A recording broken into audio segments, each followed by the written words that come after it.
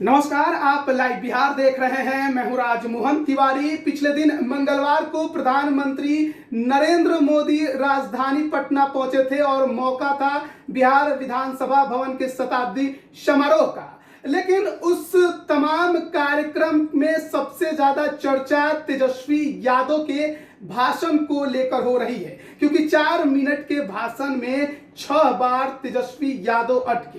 वैसे तो काफी मुखर है, काफी खुलकर बोलते हैं और सामने वाले विरोधियों को पानी पिला देते हैं, लेकिन आखिरकार जब एक बड़ी हस्ती के सामने बोलने का मौका मिला तो क्यों फंस गए। बात करेंगे, हमारे साथ वरिष्ठ पत्रकार प्रवीण बागी हैं। कैसे देखते हैं जो तमाम घटनाक्रम हुआ, 4 मिनट के भाषण में 6 बार अटके तेजस्वी यादव, ऐसा अक्सर देखने को नहीं मिलता था। ये मुझे भी आश्चर्य हो रहा है। मैं भाषण उनका देख रहा था, मगर मुझे भी आश्चर्य हुआ कि तेजस्वी एक अच्छे वक्ता हैं और धड़ल्ले से बोलते हैं, खूब मतलब धारा प्रवाह भाषण करते हैं, उसमें कहीं कोई दिक्कत नहीं है उनको, और माने अच्छा भाषण करते हैं। फिर कैसे वो अटक गए, तो इसकी जो वजह मुझे समझ में आ रही है, तो एक तो ये है कि वो लिखा हुआ भाषण पढ़ने के चक्कर में गड़बड़ा गए। तो उसकी वजह ये रही है कि जो लिखा हुआ उनको मिला था, जो पेपर, या तो उसमें जो वाक्य लिखे हुए थे वो वाक्य कुछ गड़बड़ थे, पूरा सेंटेंस सही तरीके से नहीं लिखा गया था, उसको पढ़ने में वो गड़बड़ कर बैठे, या फिर जो लिखा गया था वो बहुत स्पष्ट तरीके से नहीं लिखा गया था, कुछ घुमा फिरा के ऐसा लिखा गया जो साफ साफ पढ़ने में नहीं आ रहा हो, इसलिए वो अटक गए, उसमें भटक गए। कुछ लोग ये भी कह रहे हैं कि प्रधानमंत्री के सामने पहली बार वो बोल रहे थे, तो प्रधानमंत्री का जो एक ऑरा होता है, जो उनका एक प्रभाव होता है, उसके चलते नर्वस होकर के ऐसा गड़बड़ कर बैठे। मगर मुझे इसमें दम नहीं लगता है, क्योंकि विधानसभा में उनका कई बार हमने डिबेट देखा है और वो बहुत धारा प्रवाह बोलते हैं, और कई बार तो सरकार के बहुत छक्के छुड़ाए हैं उन्होंने विधानसभा में। तो वही हो गया, कई बार आदमी अच्छा करने के फेरे में खराब कर बैठता है। तो भाषण की शुरुआत उन्होंने बहुत अच्छे तरीके से की थी, वो लिखा ही पढ़ रहे थे, मगर बहुत अच्छे तरीके से उन्होंने शुरुआत की, मगर वही फिर बाद में अटक गए, भटक गए। क्या सर वहां पर उन्हें लिखा हुआ पढ़ने से ज्यादा खुद पर भरोसा करके खुद से ही बोलना चाहिए था? खुद से बोलते, टेम्पोर बोलते तो ज्यादा अच्छा बोलते, बहुत बढ़िया बोलते। मगर अब पता नहीं किसने उनको सलाह दी कि आप लिखा हुआ पढ़ो, तो लिखा हुआ पढ़ने के फिरा में सारा ऐसे में अक्सर देखा जाता है, या तो विधानसभा हो या फिर कहीं बाहर मंच हो, रैलियां हो, तेजस्वी यादव जब गरजते हैं तो गरजते ही चले जाते हैं, खूब बोलते हैं। लेकिन जब ये मौका आया, एक बड़ी हस्ती प्रधानमंत्री नरेंद्र मोदी सामने बैठे थे, बोलने का मौका था, कुछ कहने का मौका था, मांग उन्होंने एक बड़ी की, जननायक कर्पूरी ठाकुर को भारत रत्न देने की। लेकिन जब वो गड़बड़ाए तो उनकी मांग पीछे रह गई और उनका लटपटाना काफी ज्यादा चर्चा में आ गया। तो वो कितना प्रभाव आगे तेजस्वी यादव पर डालेगा? नहीं, हमको नहीं लगता है कि बहुत इसका प्रभाव पड़ेगा, क्योंकि सब लोग जानते हैं, पूरा बिहार जानता है कि तेजस्वी यादव अच्छे वक्ता हैं, बढ़िया भाषण करते हैं। और वही हमने जो कहा, जो लिखा हुआ पढ़ने के चक्कर में वो फंस गए, और मांग भी उन्होंने अच्छी उठाई, जो आपने कहा कि कर्पूरी ठाकुर को भारत रत्न देने का और एक लोकतंत्र अध्ययन संस्थान बनाने का, वो भी एक अच्छी मांग है, कि मौलिक विचार था ये।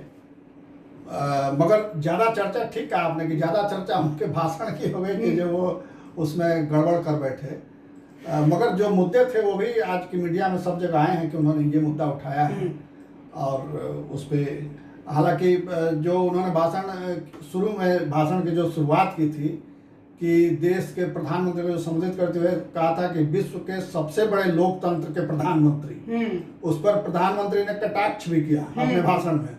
उन्होंने कहा कि जो सुनी सुनाई बातें हमारे दिमाग में घुसी रहती हैं, हम वो उसी ही तरीके से सोचते हैं और अपनी कोई राय नहीं बना पाते हैं। सच ये है कि भारत सबसे बड़ा लोकतंत्र नहीं है, लोकतंत्र तो है ही सबसे बड़ा, मगर लोकतंत्र की जननी है ये। जब विश्व के अन्य देश सभ्यता और संस्कृति सीख रहे थे, लोकतांत्रिक मूल्यों को सीख समझ रहे थे, उस समय इस देश में और इसी बिहार की धरती पर लोकतांत्रिक तरीके से सरकारें चल रही थी, बहुत बेहतर तरीके से काम हो रहा था, और उन्होंने वैशाली गणतंत्र का उल्लेख भी किया और उन्होंने कहा कि भारत जो है सो मदर ऑफ डेमोक्रेसी है। तो ये एक तरह से जो प्रसंग उन्होंने छेड़ा वो तेजस्वी के वक्तव्य का जवाब ही था। तो सर, जो प्रधानमंत्री नरेंद्र मोदी ने भाषण दिया, काफी लंबा चौड़ा उनका भाषण, आधा घंटा के आसपास का रहा, लेकिन कुछ खास बिहार को देने के बारे में उन्होंने बात नहीं की। इस पर आप क्या कहेंगे? नहीं, तो देने के लिए वो ये भी नहीं था, कोई पब्लिक रैली तो थी नहीं। वो जो अवसर था कि बिहार विधानसभा के भवन के 100 साल पूरे हो गए निर्माण के, तो उसी का शताब्दी समारोह मनाया जा रहा था। तो ऐसे मौक़ों पर जिस तरह का भाषण दिया जाना चाहिए उस वैसा भाषण उन्होंने दिया। लोकतंत्र की महत्ता बताई, बिहार विधानसभा की महत्ता बताई, लोकतांत्रिक प्रतिनिधि जो चुन के आते हैं उनका कैसा आचरण होना चाहिए, उनका क्या दायित्व होना चाहिए, इस पर भी उन्होंने प्रकाश डाला। और सारे वक्ताओं ने उसी लाइन पे अपनी बात रखी। कोई इधर उधर की कोई ओछी राजनीतिक बातचीत भी नहीं हुई। तेजस्वी यादव के अगर अटपटाने वाले बयानों को अगर हटा दिया जाए उनके भाषण से, तो उसके बाद आपको कैसा लगा कि क्या कुछ उन्होंने जो बातें कही कितनी सही थी? तेजस्वी की बात बिल्कुल सही थी। तेजस्वी जी ने बहुत अच्छा कहा और उन्होंने एक और महत्वपूर्ण बात उसमें कही कि राजनीतिक प्रतिद्वंदिता जो है वो राजनीतिक द्वेष में नहीं बदलना चाहिए, व्यक्तिगत द्वेष में नहीं बदलना चाहिए, जैसा अब आजकल देखने को मिलता है। हाँ, ये बड़ी अच्छी बात उन्होंने कही। और ये नज़ारा भी कल अच्छा दिखा कि मंच पर नेता विपक्ष भी थे और सरकार के लोग भी थे, प्रधानमंत्री भी थे। ऐसा मौका एक बार और आया था, विधानसभा के अंदर बैठक हुई थी जिसमें राष्ट्रपति महोदय आए हुए थे, तो उस समय तेजस्वी उससे अनुपस्थित हो गए। तो कहा ये गया, कारण ये बताया गया कि उनको 4 मिनट का समय दिया गया था, इसलिए वो नाराज हो गए और शामिल नहीं उसमें। इस बार भी 4 ही मिनट का था, तो वो उनका स्टेप सही नहीं था कार्यक्रम में नहीं आने का पिछली बार। और इस बार वो आए, उनको अपनी गलती महसूस हुई होगी कि हमने अच्छा मौका खो दिया, तो इसलिए वो इस बार आए और अच्छा बोले। अगर वो पार्ट हटा दिया जाए तो बाकी सब उनका बहुत अच्छा रहा। बहुत अच्छा रहा। तो तेजस्वी यादव जो कि धारा प्रवाह तरीके से बोलते हैं, जब बोलना शुरू करते हैं तो विरोधियों के छक्के छुड़ा देते हैं। और कई बार ऐसे मौके हमारे सामने आए हैं, चाहे विधानसभा हो या फिर चुनावी रैलियां हो। तेजस्वी यादव एक उभरते हुए राजनेता के तौर पर, परिपक्व राजनेता के तौर पर दिखाई देते हैं, लेकिन जब एक बड़ी हस्ती के सामने कुछ मौके मिले बोलने को तो काफी जगह पर थोड़े से फंबल हो गए और वो सबसे ज्यादा चर्चा का विषय बन गया। लेकिन जैसा कि प्रवीण बागी जी ने कहा कि इसका कुछ ज्यादा खास प्रभाव नहीं पड़ेगा और इन्होंने ये भी बताया कि क्यों ऐसा हुआ होगा। तो तमाम जानकारियां हम लगातार आप तक पहुंचाने की कोशिश कर रहे हैं। बने रहिए लाइव बिहार के साथ। आप सभी का बहुत बहुत धन्यवाद। लाइव बिहार यूट्यूब पर सब्सक्राइब और फेसबुक पर लाइक जरूर करें।